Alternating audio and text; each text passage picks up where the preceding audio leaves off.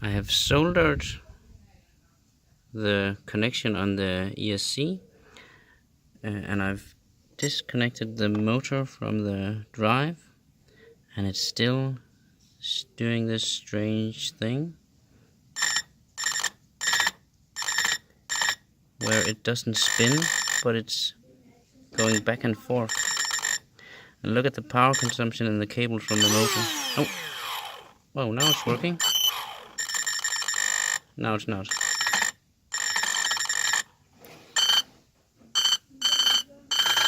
What is going on here? Now the ESC is getting hot.